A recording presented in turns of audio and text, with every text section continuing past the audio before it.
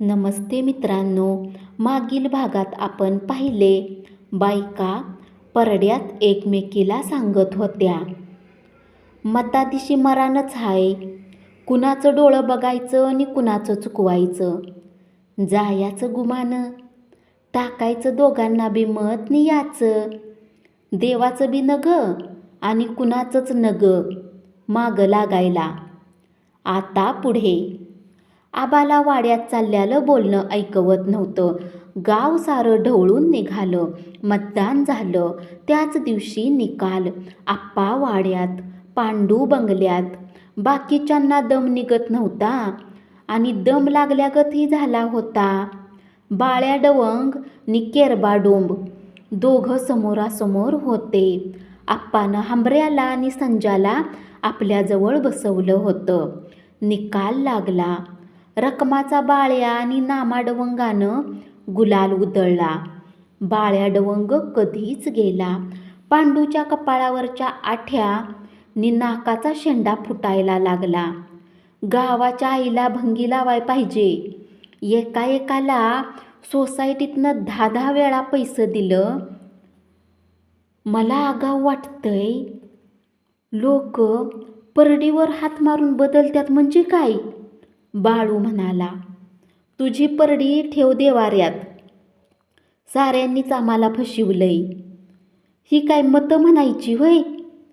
गावात आप्पाची मिरवणूक काढायची ठरवून गर्दी जमली होती. हांबऱ्यानी संजा तयारीला लागली होती. आप्पाचा त्याला विरोध होता. आबाला मात्र वाटायला लागलं, आता गावाला इलेक्शन मागं लागली. आप्पानं मिरवणुकीचं ख्याट बंद केलं. तशी संजानी हांबऱ्यानं फटाकळ्याच्या दंग्यानं धुळा उडविला. पांडू पाटलाच्या जुन्या घरामोहर फटाकळ्याची माळच्या माळच लावली. त्यातली 1-2 पेटती फटाकडी घरात गेली. तशी उम्यानी दादा पाटील पळतच बाहेर आली. फटाकडीचा दंगा बंद झाला नि हा दंगा सुरू झाला. संजाला उम्यानं धरला आणि पालथा घातला. तसा हंबऱ्यानं दगड उचलला. उम्याच्या डोसक्यात घालणार एवढ्यात उम्याची आई ठो ठो करून मोठ्यानं बोंबलत गल्लीनं नाचायला लागली. दादा पाटील काठी घेऊन हंबऱ्यावर गेला. तसा त्याला कुणीतरी कवळा घातला. संजाचा बा आला. म्हणाला, हे बघा, तुम्हाला भांडणच करायचं असल तर करा. उगच गावाचा राग ह्या 2 पोरावरती काढू नका. उगच आपल्यातल्या आपल्यात डोसकी फुटायला नको म्हणून दसऱ्या दिवशी गप्प बसलो आम्ही. पालथा घातलेला संजा कधी परत घरी गेला होता कळलंच नव्हतं. तिथंच समोर त्याचं घर. तलवार घेऊनच तो पळत बाहेर आला. उम्याच्या दिशेनं गेला. त्याच्या डोक्यात तलवार घालणार एवढ्यात आप्पा तिथं आलेला. त्याचं लक्ष गेलं. तो ओरडला, संजा, तुम्हाला सांगितल्यालं विसरलासा? सारं पालत्या घगरीवर पाणी. तसा तो थांबला. त्याचं अंग थरथर कापत होतं. दादा पाटील म्हणाला, मारू दे, मारू दे, त्यांच्या हातात सत्ता आहे. आप्पानं तिकडं लक्षच दिलं नाही. माणसं बरीच जमली होती. कोणतरी बोललं, कशाला फटाक्या वाजवायच्या? झालं ते झालं. आप्पानं साऱ्यांना घालवलं. बंगल्यात ही बातमी पोहोचली. सारीच गच्चीवर होती. डवंगाला चढली होती तशी साऱ्यांनाच. पण पांडूला आज काय केल्या चढत नव्हती. ढाले पाटलाचा फोन आला. त्यानं आपलं पॅनेल पडलेलं सांगितलंच नाही. ढाले पाटलानं आप्पाला लगेच फोन करून अभिनंदन कळवलं. आप्पाला त्याचा राग आला. पांडूच्या डोक्यात सारी चक्र घुमायला लागली. त्यानं सेक्रेटरीला बोलावून घेतला. त्या दोघांचं लागायची वेळ आली. सेक्रेटरी रडायच्या घातीला आला. त्याच्या डोक्यात किडं वळवळायला लागलं होतं. 2 दिवस त्या दोघांची चर्चा चालू होती. नुसती चर्चा व्हायची. तो कुठंच बाहेर पडला नाही. गावाच्या नावानं कोकलत विचार करत होता. त्याच्याच लोकांनी खात्रीचा दगा दिला होता. मुसलमानवाडा, चव्हाण मास्तराचं घर, संज्याचं घर, सारीच उलटी गेलती. चव्हाण मास्तरानं स्लॅबचं घर बांधायला काढलं होतं. त्याचं आणि त्याच्या चुलत्याचं ठरलं. जुन्या घराची एक सामायिक भिंत मास्तरानं बांधायची. दोघांची जागा. त्यामुळं दोघांनाही नवीन स्लॅबच्या भिंतीमुळं 1.5 फूट जागा वापरायला मिळणार होती. ती पूर्वी जुन्या घराच्या मोठ्या भिंतीत व्यापली होती. चुलत्याला काही मूलबाळ नव्हतं.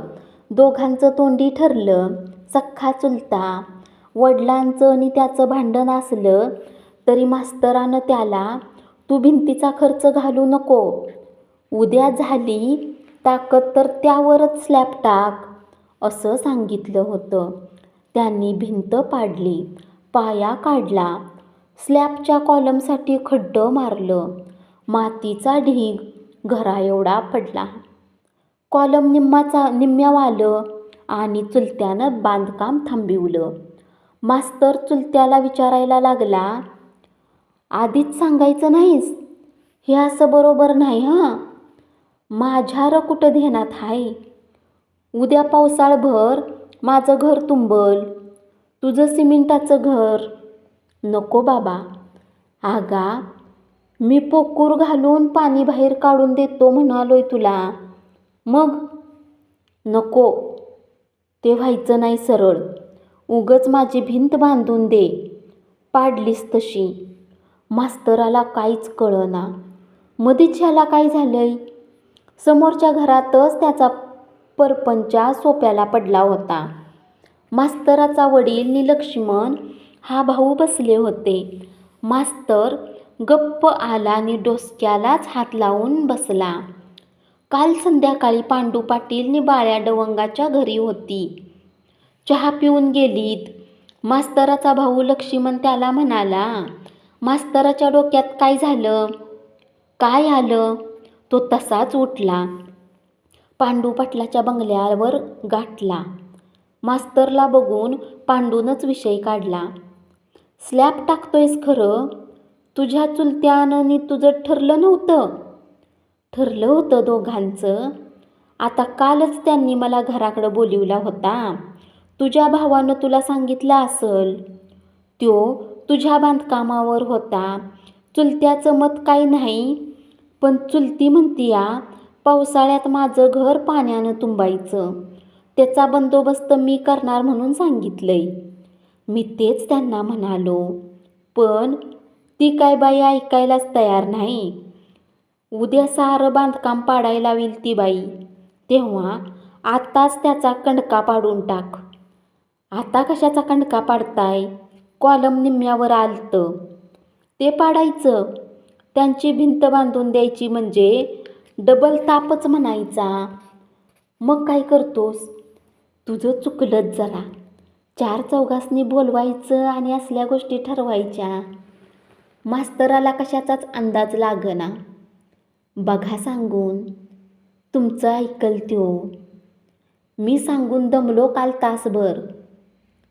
तरी त्याला म्हणलो, आप्पा गप्पाला बोलिवलं, तो सरपंच आहे तर वर म्हणतोय, तुम्हाला आम्ही सोडलंय का? मग काय सांगायचं त्या माणसाला? असू दे वांजोटा, पण निष्ठावान आहे. माझ्या म्हणणाऱ्यांनी फसविलं सोसायटीच्या इलेक्शनमध्ये. त्यांचा पाय बांधूनच लावायला पाहिजे. आणि माझ्याकडं येतात अडचणी आल्यावर. मास्तरांच्या लक्षात आलं, चुलत्यानं आपलं मत आप्पाच्या पॅनेलला झालंय ते चांगलंच त्यांना सांगितलं. आणि पांडूचं गावाला उद्देशून आपल्यालाही शालूतनं हाणायचं चाललंय. तरी मास्तर म्हणाला, हे बघा, तुमच्याशिवाय ती कुणाचीच ऐकणार नाहीत. तेवढं सांगा. मास्तर, तुम्ही काय माझं वैरी आहेसा? ती तुमची चुलती. माझ्यापेक्षा तुम्ही तिला जास्त ओळखताय. त्या बाईला एखादी गोष्ट पटवायची म्हणजे जीव घालवून घ्यायचा. तरी त्या बाईला काय वाटणार नाही. पोर का बाळ तिला समोरच्याची दया यायला. तूच सांग जा समजावून, नाहीतर सरपंचाच्या कानावर घाल. गावातली एवढी एक तरी पंचायती मिटीव म्हणाव. तरीही सारं गाव असल्याचा तोरा. काय म्हणा, गावाला धनी चांगला पाहिजे. मी आणि सांगतो तुझ्यासाठी, कर काम चालू. मास्तराच्या लक्षात आलंच होतं. तो उठला. निम्म्यातलं काम बंद करायचं? काय करतोय ते करू दे. पांडूचंही लय झालं. अशानंच गावानं साऱ्या हाकलून लावल्यागत लावला सोसायटीतनं आणि म्हणे गावाला धनी चांगला पाहिजे. त्यांच्याकडं काहीच नाही. चुलतीच्याच अंगात पाणी आहे. तिला सवयच. घरातली म्हणत होतीच तरी, पण गप्प बसतील बोलून बोलून. सांगू सरपंचाला, उद्या काम करताना काय झालं तर? सांगतोच म्हणालाय पांडू. बघूया. दुसऱ्या दिवशी काम चालू झालं. मास्तर काहीतरी बांधकामाचं कमी जास्त आणायला म्हणून गेला. चुलता घरातनं बघत होता. मास्तर दिसत नाही. लय मस्ती आल्या पैशाची ह्यासनी. सांगून बी काम बंद ठेवलेलं नाही. उद्या काय ऐकणार आहेत? घर पाण्यानं भरलं की वळचणीला उभा करून घेणार नाहीत. आधीच पॉर होऊ नये म्हणून मास्तराच्या आईनं निभानं काहीतरी आमच्यावर केलं. त्यांच्या मनातलं चलनच असणार. उद्या आम्हाला वाटायला लागल. तो बायकोला सांगायला लागला. ती गोट्यातनं मस दावं तोडून बाहेर पडावी तशी पडली. सळ्या तोडणाऱ्या गड्यासनी म्हणाली, ए भाड्यानू, तुमच्या मालकाची सरळ सांगून जिरं ना. तुम्ही बी का मस्तावल्यागत करताय? का आमच्यामध्ये येताय? उचला हत्यार नि लागा वाटला. गौंड्याला ती म्हणाली, ए उतार खाली. तुझ्या आईच्या नाही तर बायकोच्या उरावर इटा ठेव जा. नि विचार कसं होतंय ते. मालकानं तुम्हासनी पैसेच दिल्यात का आणि काय दिलंय र? तसा गौंडी रागानं म्हणाला, ए उगच घाण बोलू नकोस. तुमचं तुम्ही बघा जावा. उगच आमासनी का वाढताय त्याच्यात? त्याला मालकाला सांगा की, का उगच घालून घ्यायला लागलीयास? मालकाच्या बानं काही कायदा केलाय व्हय र? दुसऱ्यांची घरं पाडायचा? कुठं आहे तो? सरळपणानं सांगून बी ऐकना. त्याला जहागीरदारानं काढला असल तर त्याच्या घरात माझी मला भिंत बांधून दे म्हणाव. का घरात बसलाय आता? मास्तराच्या भावाला तिचा शब्द निशब्द लागत होता. तो ऐकत होता. त्याच्या वडिलानं त्याला गप्प बसवला होता. पण तो दारात आला. त्याच्याकडं बघून ती म्हणाली, होय र, घरात काय करतोयास? लोकाच्या माणसासनी तोंडाला लावून तुम्हासनी काय सांगितलं होतं? कुठं गेलाय तुझा कारभारी? जगाला ज्ञान शिकवतो या, नि मग आपण का गो खातो या? तसा मास्तराच्या भावानं मगापासून साठवलेला राग काढला. तू करतीयास मशीगत गावभर इरड, तुला त्याच्या बिगर काय दिसणार? तो पुढं आला. ए भाड्या, तुझ्या आईला सोड जा की पांदीला. मला जायला सांगतोयस? ये तुझा दांडाच मोडतो. त्याला राग आलाच होता. त्यानं तिथलाच धोंडा उचलला. तुझ्या आईचा मी तुझ्या असं म्हणून तिच्यावर धावत गेला. तशी ती खाली बसून ठो ठो बोंबलायला लागली. पदर मातीत सोडून झिंजा वडायला लागली. तिथंच मातीत हात थापटायला लागली. माझा हिस्सा ह्यासनी मिळवायसाठी माझ्या डोसक्यात दगड घालतो या. आज माझी भिंत पाडली, उद्या घर पाडतील. पाण्यात राहायचं आम्ही? गावाला धनी का गोसावी? ही मला घालवायला बसल्यात. मार मार, का थांबलास? तोपर्यंत माणसं जमलीच होती. मास्तराच्या आईबाला कळना. पांडूनं सांगतो म्हणून सांगितलंय. मास्तर म्हणत होता ह्यांच्या नादालाच लागायचं नाही. मास्तराला कळून आडगा झाला. मास्तराचा चुलता आला. चल, अशीही आता ऐकायची नाहीत. गावात तरी कोण ऐकतंय का आमचं? ह्यांचं लय चाललंय. मास्तराच्या आईबानं एक चुकार शब्द काढला नाही. त्यांनी लक्ष्मणाला घरात घातला. कामगारांनी केव्हाच हत्यारी गुंडाळली होती. ती दोघं घरात गेली. एका बाजूची भिंत नसल्यामुळं घरात गार वारं शिरत होतं. आड्याला ठेप त्या बाजूला दिलं होतं. त्या दोघांना आड्याखाली आपलंच डोकं ठेप्याच्या जाग्यावर असल्यागत वाटू लागलं. त्यांनी घराला कुलूप लावलं. तसं मास्तराच्या घरातल्यांचं तोंड उघडं पडलं. त्यांना काय कळना. ही गेलीत कुठं? काय बरं वाईट तर व्हायचं नाही. कदाचित आपल्या भावाला आणायला ती बाई गेली असल.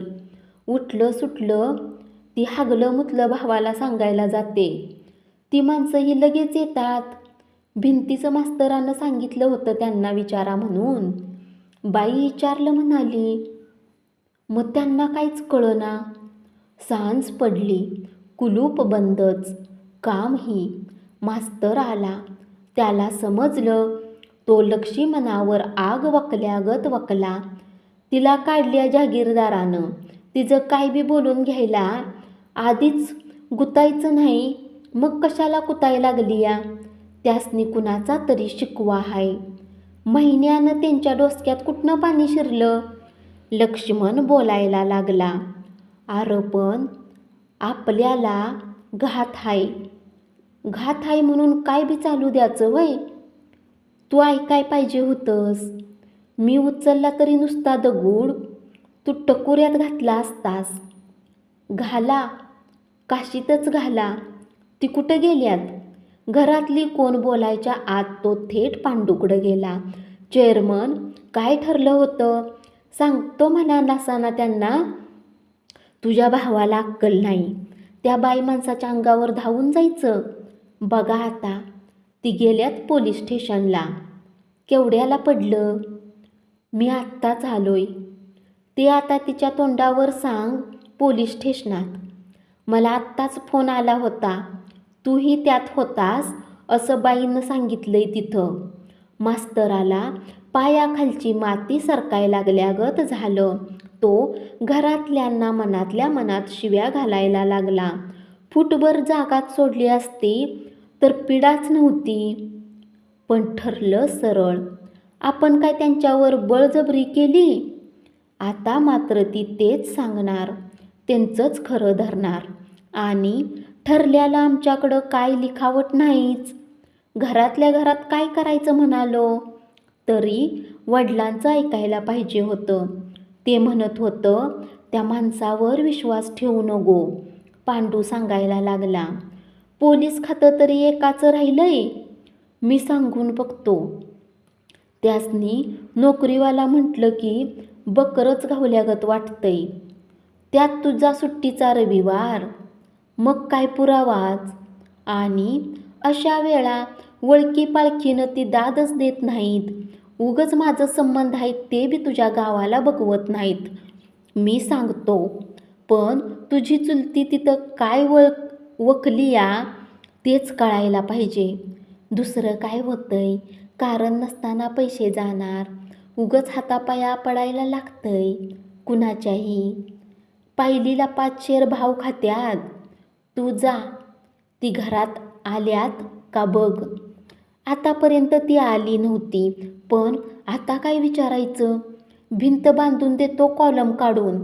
मास्तर काकूळ तिला येऊन सांगू लागला तसा पांडू उगाचच चेहरा पाडून म्हणायला लागला. त्यातच बसाय मला माहीत आहे की. जीव कुकदम्याला येतोय एकदा एकदा बांधताना. बघूया सांगून. काय म्हणत्यात तरी बघू. एकदा चुकलं की भकलं. आवरता आवरता जीव दमून जातोय. मास्तर घराकडं आला. साऱ्यांच्यावर तणावला. तरी त्याची आई म्हणाली, आंबडबाई नौका. तिच्या नादाला लागायचंच नाही. आधीच तिची काय वाचा मिटली होती वय भिंत पाडताना. तिच्याकडं काय नाही, त्यालाच भिंतीत घालायला पाहिजे. त्याचा काय आज अनुभव आहे व्हय? जन्मभर बघित आलोय. आपण बसतंय घरात नि बायकोला लावतंय तोंडाला. आता हे केवढ्याला पडलं? मी तुला सांगित होतो, माणसं पावलाला बदलत्यात ती. त्याचा वडील आपल्या भावाला दोष देता देता मास्तरला सांगत होता. धन्यवाद.